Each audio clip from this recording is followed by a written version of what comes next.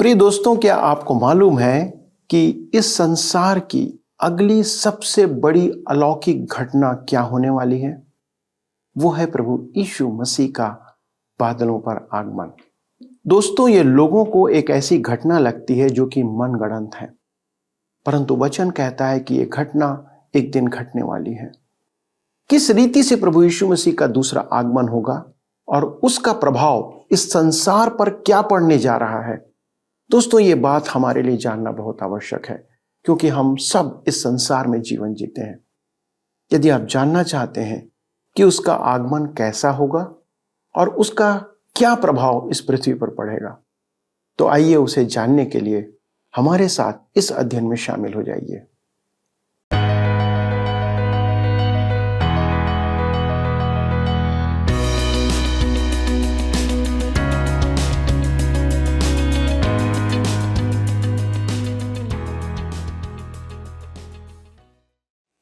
प्रिय मित्रों, आप सभी को मसीह यीशु के नाम में नमस्कार। आशा है कि आप परमेश्वर के वचन के विश्वास में और प्रेम में बढ़ रहे हैं तथा हमारा सत्य वचन धारावाहिक बाइबल अध्ययन इसमें आपकी सहायता कर रहा है। मेरा यह सौभाग्य है कि मैं आप सभी दर्शकों का इसमें स्वागत कर सकूं। मुझे पूरा विश्वास है कि आप आज के अध्ययन के लिए तैयार बैठे हैं, क्योंकि हम थिस्सलुनीकियों की पत्री के अध्ययन के उस पड़ाव में पहुंच गए हैं जहां हम मसीह के द्वितीय आगमन और मृतकों के कलीसिया के साथ उठाए जाने के ऊपर मनन करने जा रहे हैं। दोस्तों, आज हम अपने विश्वास के एक ऐसे पहलू को देखेंगे जो इन बातों का आधार है।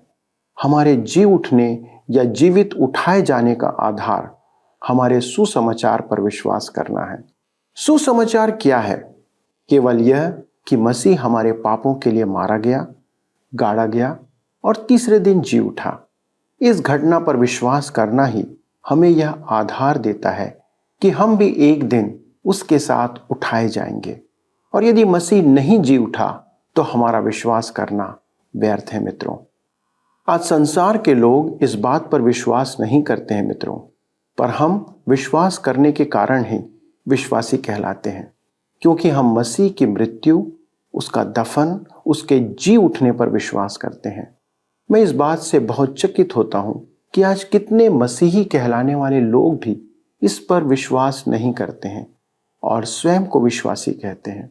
पर मुझे विश्वास है कि आप सभी विश्वास करने के कारण विश्वासी कहलाते हैं। तो चलिए प्रियो, हम अपने विश्वास के आधार पर अपने अध्ययन में आगे बढ़ते हैं। मित्रों, आइए आज हम अपने अध्ययन को आगे बढ़ाते हुए पहला थिस्सलुनीकियों की पत्री 4 अध्याय उसके 14 पद से आरंभ करें। यहाँ पर इस प्रकार से लिखा है, क्योंकि यदि हम विश्वास करते हैं कि यीशु मरा और जी भी उठा, तो वैसे ही परमेश्वर उन्हें भी जो यीशु में सो गए हैं उसी के साथ ले आएगा। मैं चाहता हूं कि आप यहाँ पर ध्यान दें। पौलुस कहता है यीशु मरा और जी भी उठा। यीशु के लिए वह नहीं कहता है सो गया, वह सच में मरा था। यह कैसा सत्य कथन है। धर्मशास्त्र में 3 प्रकार की मृत्यु का वर्णन है। शारीरिक मृत्यु, जिसमें आत्मा शरीर को त्याग देती है, इसी को सामान्यतः मृत्यु कहा जाता है। आदम पतन के बाद 930 वर्ष नहीं मरा था। दूसरी है आत्मिक मृत्यु। पौलुस कहता है सांसारिकता की मानसिकता मृत्यु है, अर्थात परमेश्वर से वियोग। अदन की वाटिका में यही हुआ था। परमेश्वर ने कहा था कि जिस दिन आदम और हवा वर्जित फल खाएंगे वे मर जाएंगे। मनुष्य परमेश्वर से अलग हो गया। आदम परमेश्वर से छिप रहा था जब वह वाटिका में आया। अब वे एक दूसरे से अलग हो गए थे। यह उसकी आत्मिक मृत्यु थी। इफिसियों की पत्री 2 अध्याय उसके 1 पद में पौलुस इसी मृत्यु की चर्चा करता है। उसने तुम्हें भी जिलाया जो अपने अपराधों और पापों के कारण मरे हुए थे। मेरे प्रियो, एक बार एक न्यायाधीश प्रचार करता हुआ यात्रा कर रहा था।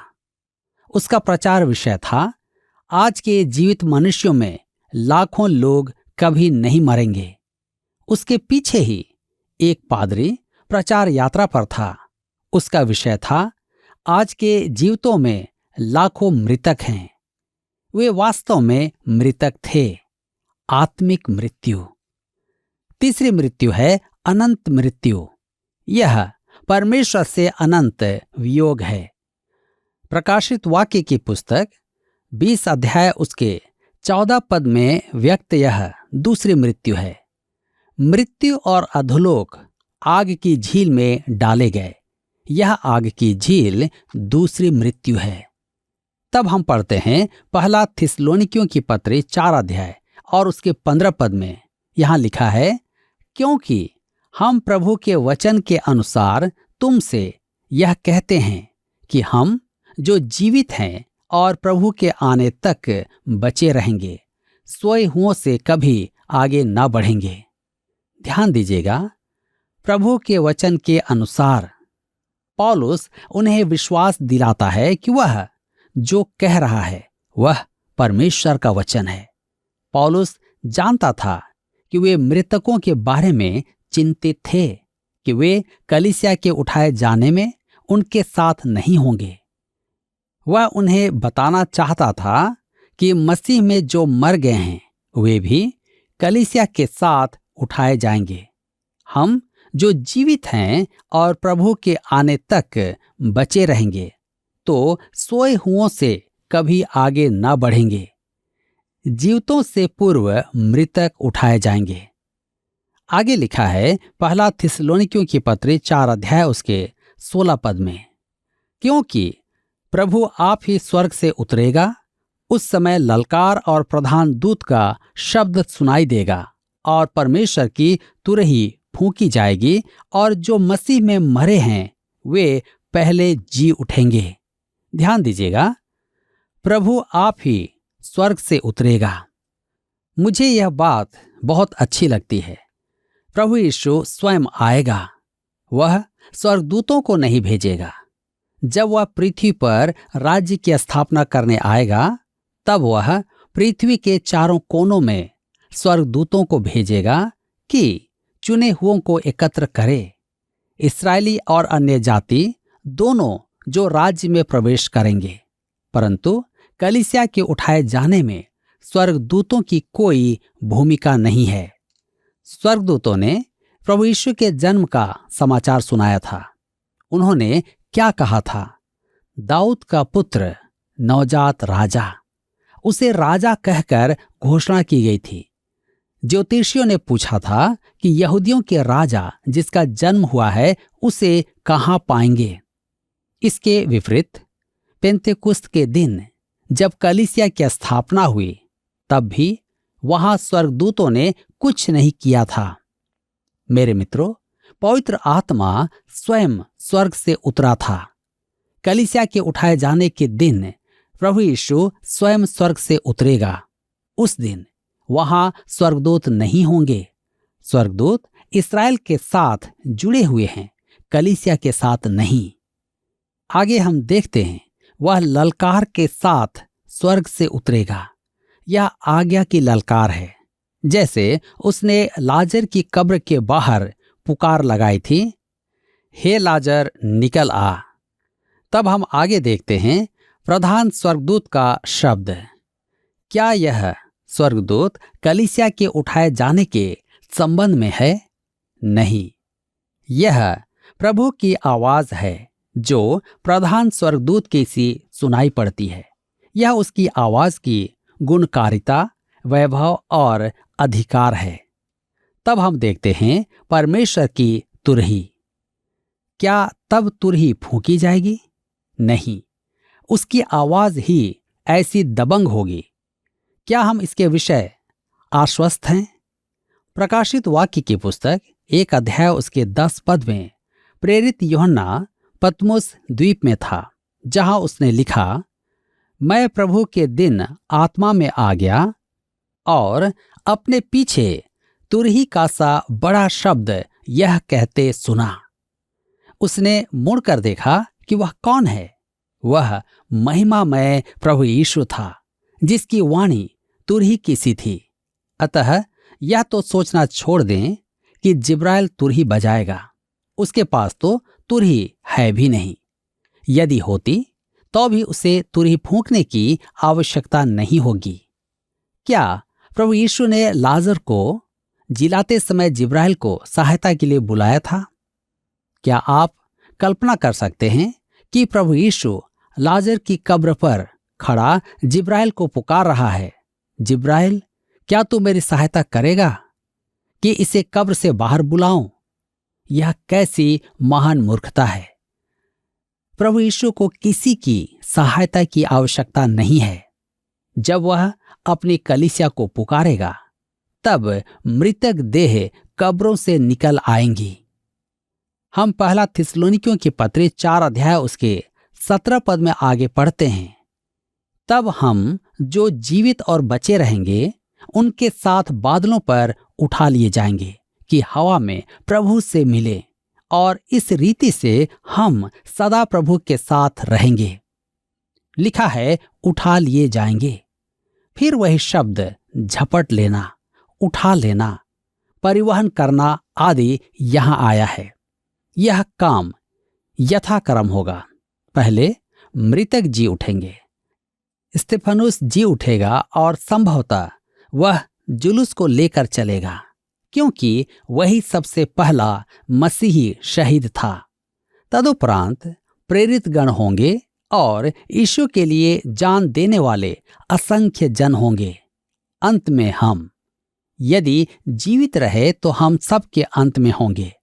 अधिकांश कलीसिया तो मृत्यु के द्वार से प्रवेश कर चुकी है। हम पहला थिस्सलुनीकियों के पत्री 4 अध्याय के 18 पद में आगे पढ़ते हैं। अतः इन बातों से एक दूसरे को शांति दिया करो। क्या वह कहता है इस प्रकार इन बातों से एक दूसरे को डराया करो? कदापि नहीं। बाइबल में लिखा है इस प्रकार इन बातों से एक दूसरे को शांति दिया करो।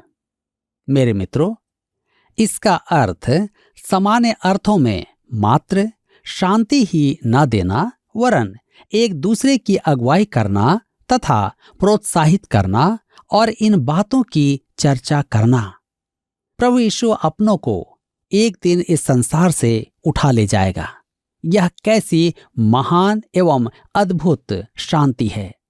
मृतकों की देह भी जी उठेगी और जीवित विश्वासी भी उनके साथ हवा में उठाए जाएंगे, और इस प्रकार हम सदा के लिए प्रभु के साथ रहेंगे।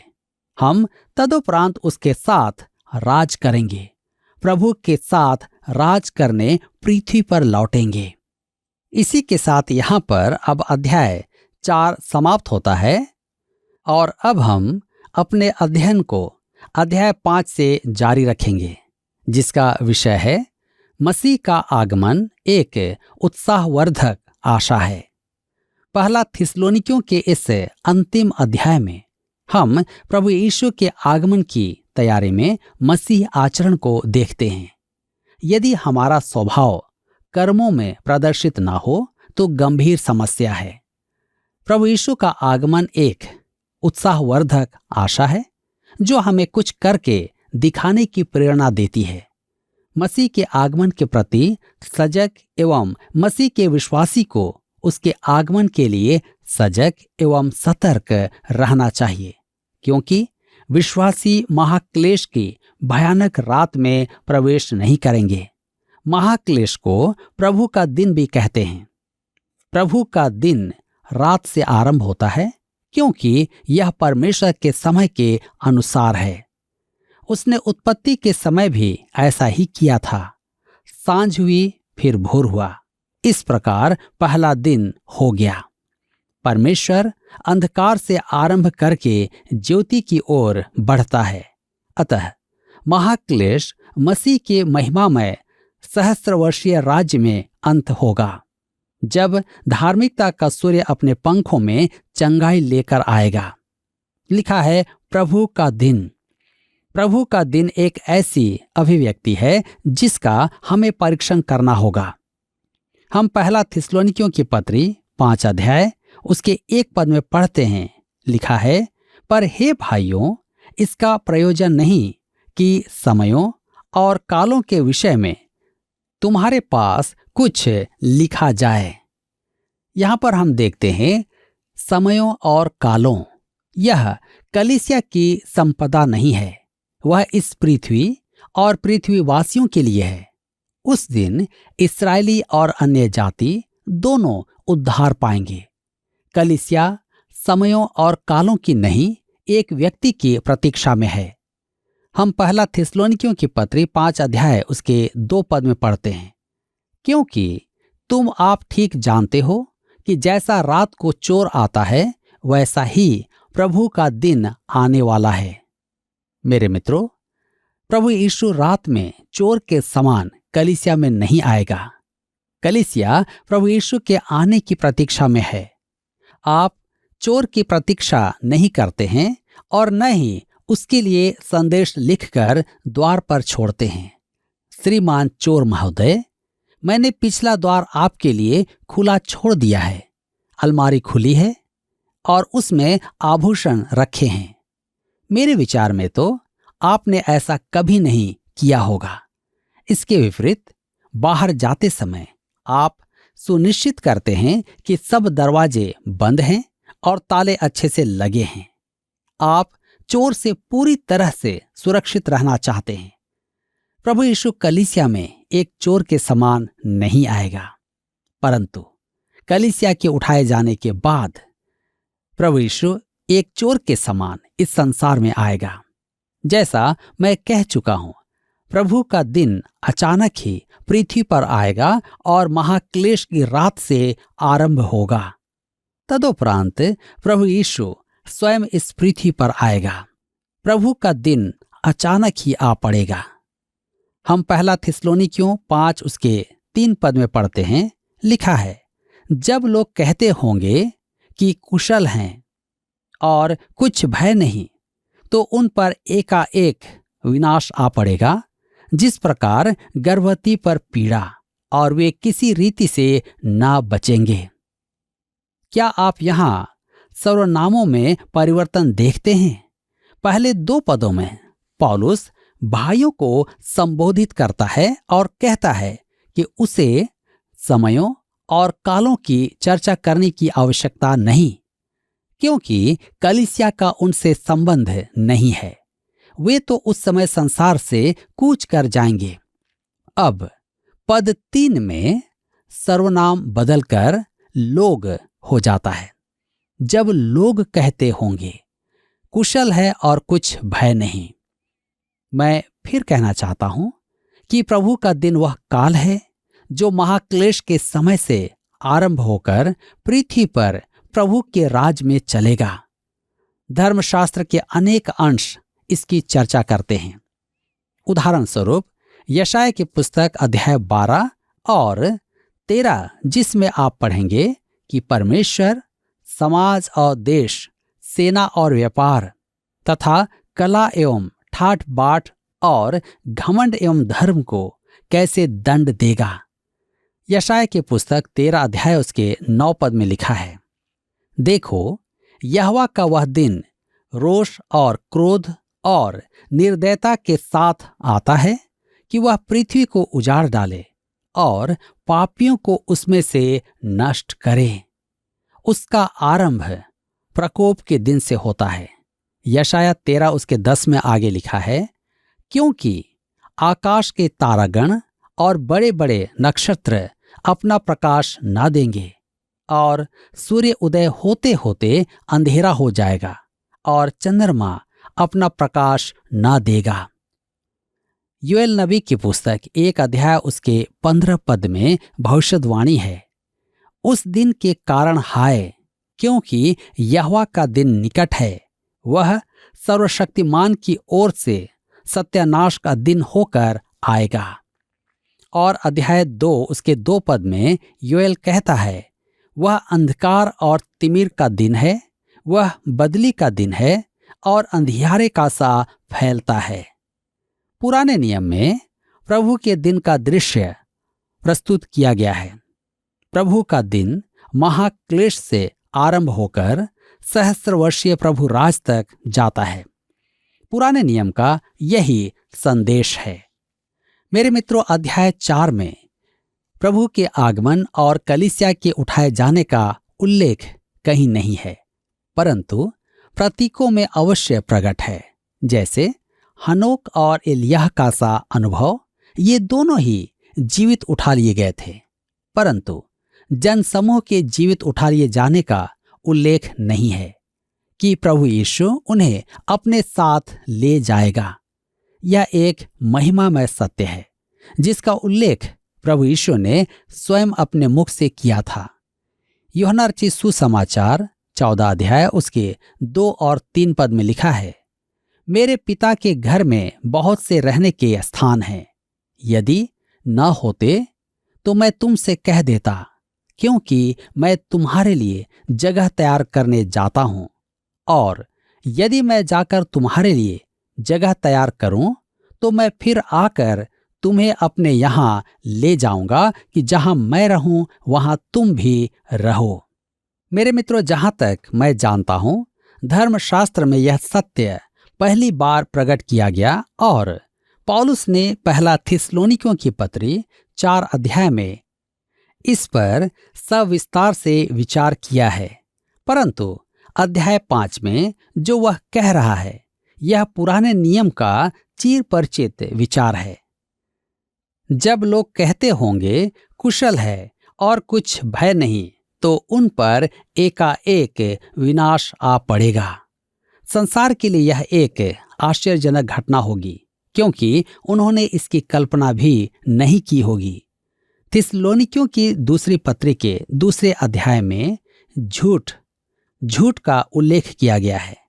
वह मेरे विचार में शांति और सुरक्षा की प्रतिज्ञा है। प्रभु यीशु ने चेतावनी दी है कि कोई हमें भरमाने ना पाए। संसार को शांति के महान युग प्रभु राज में प्रवेश करने की आशा है, परंतु वे एकाएक महाक्लेश में पड़ जाएंगे। यह महाक्लेश संसार का सबसे महान युद्ध होगा। यह रात के चोर के समान एकाएक उन पर आ पड़ेगा। मित्रों, मैं आपसे जानना चाहता हूं कि क्या आप उस दिन के लिए तैयार हैं? यदि नहीं, तो आज भी आपके पास मौका है कि इस पर विचार करें। परमेश्वर आप सबको आज के इस अध्ययन के द्वारा आशीष दे। दोस्तों, वचन कहता है कि हमारे जीवन में शांति का कारण है कि हमारे पास एक भरोसा है कि हम एक दिन मसीह के साथ होंगे। आज हमने देखा कि संसार एक महाक्लेश की तरफ बढ़ रहा है और विश्वासी मसीह के साथ मिलने की तरफ बढ़ रहे हैं। मित्रों, इस संसार की अगली अलौकिक घटना है प्रभु यीशु मसीह का बादलों पर आना और उसके साथ विश्वासियों का, चाहे वे मृतक हों या जीवित, उनका उठाया जाना और उसके साथ मुलाकात करना। पर दोस्तों, उसके साथ एक और घटना का आरंभ होगा, वह है महाक्लेश। आज संसार इस बात से अनजान और बेपरवाह उस महाक्लेश की तरफ बढ़ रहा है। संसार के लोग ना तो इस बात को सुनना चाहते हैं और ना ही विश्वास करना चाहते हैं। जब वचन कहता है कि अनुग्रह के द्वारा विश्वास ही से तुम्हारा उद्धार हुआ है, तो परमेश्वर के अनुग्रह पर विश्वास करना ही या उसके द्वारा ही हमारे बचाए जाने का आधार है। पर उनका क्या होगा जो विश्वास करना नहीं चाहते? वे उस महाक्लेश में छोड़ दिए जाएंगे। बहुत से लोग विचार करते हैं कि महाक्लेश बहुत हल्का होगा, उसमें कम तकलीफ होगी, कोई अधिक समस्या उसमें हमें नहीं होगी। पर ऐसा नहीं है मित्रों। इसलिए लिखा है कि वह दिन चोर के समान आ जाएगा। एकाएक यह घटना घटेगी और महाक्लेश आरंभ हो जाएगा। पर इन बातों को जानकर हमें क्या करना चाहिए? पहली बात, यदि अब तक आपने यीशु पर विश्वास नहीं किया है, तो आपको इस महाक्लेश से बचने के लिए उस पर विश्वास करना होगा। दूसरी बात, यदि आपने विश्वास किया है, तो आपको उससे मिलने के लिए तैयार रहना होगा। आपको 10 कुंवारियों का दृष्टांत याद होगा। जो तैयार थी वो दूल्हे के साथ चली गई, पर जो तैयार नहीं थी वे छोड़ दी गई। क्या आप अपने दूल्हे से मिलने के लिए तैयार हैं? विचार करिएगा मित्रों। आइए हम प्रार्थना करें। स्वर्गीय पिता, हम इस अध्ययन के लिए आपको धन्यवाद देते हैं कि आपने अद्भुत रीति से इस संसार के लिए तैयारी कर रखी है कि जो प्रभु आप पर विश्वास करते हैं वो आपसे भेंट करेंगे, परंतु जो विश्वास नहीं करते, जिन्होंने आपका तिरस्कार किया है, वे इस संसार में महाक्लेश के दंड के लिए छोड़ दिए जाएंगे। पिता, इस अलौकिक बात को हम पर प्रकट करने के लिए आपको धन्यवाद देते हैं। पर पिता, हमारा आज का ये उद्देश्य है, हमारी प्रार्थना है कि हमारे सारे दर्शकों में से वे लोग जो आपको अब तक नहीं जानते, हमारी विनती है प्रभु कि वे विश्वास करें और अनंत जीवन पाएं, इस महाक्लेश से बचाए जाएं। और हमारे वे दर्शक जो प्रभु आप पर विश्वास कर चुके हैं परंतु उनका जीवन आपके वचन के अनुसार नहीं है, प्रभु आप उन पर भी अनुग्रह करें कि वे ऐसा जीवन जिएं जो आपके आगमन की तैयारी में लगा हुआ हो। और जो लोग प्रभु विश्वास के आधार पर बुद्धिमानी और ईमानदारी से अपना जीवन जी रहे हैं, प्रभु आप उन्हें और आशीषित दें और उन्हें अपने आशीष के द्वारा अपनी महिमा के लिए, दूसरों के लिए एक अच्छा उदाहरण के रूप में तैयार करें। प्रभु धन्यवाद देते हैं इन विनतियों को सुनने के लिए और हमारे दर्शकों के जीवन में इस अद्भुत कार्य को करने के लिए। सारी महिमा आपको देते हुए पिता विनती प्रभु यीशु क्रिस्ट के नाम से मांगते हैं, आमीन। दोस्तों, मुझे पूरा भरोसा है कि आज के अध्ययन ने आपके अंदर एक जागृति लाई होगी और आपको इस बात के लिए तैयार किया होगा कि आप प्रभु से मिलने के लिए अपने आप को तैयार रखें। यदि आप अब तक तैयार नहीं हैं और आप चाहते हैं कि हम इस विषय में आपकी सहायता करें, तो कृपया हमसे संपर्क करें। अगले प्रसारण में हम इस अध्ययन को आगे बढ़ाएंगे। तब तक प्रभु यीशु से मिलने के लिए अपने आप को तैयार बनाए रखें। प्रभु आपको आशीष दे। आइए अब हम प्रश्न को देखें। पिछले प्रश्न का उत्तर है सी, शरीर। पुनरुत्थान शब्द शरीर से संबंधित है। आज के अध्ययन पर आधारित प्रश्न है, प्रभु का दिन खाली स्थान से आरंभ होकर सहस्र वर्षीय प्रभु राज तक जाता है। ए, महाक्लेश। बी, मसीह के जन्म। सी, द्वितीय आगमन। डी, प्रथम आगमन। मित्रों, इस प्रश्न का उत्तर हमें कल सुबह 6 बजे से पहले विकल्प ए, बी, सी या डी के साथ अपना नाम, पता, स्थान के साथ 9651433397 पर SMS या WhatsApp करें। सभी विजेताओं को विशेष पुरस्कार प्रदान किए जाएंगे। धन्यवाद। क्या आपको यह कार्यक्रम पसंद आया? अभी हमें एक मिस कॉल करें और आप अगले विजेता हो सकते हैं।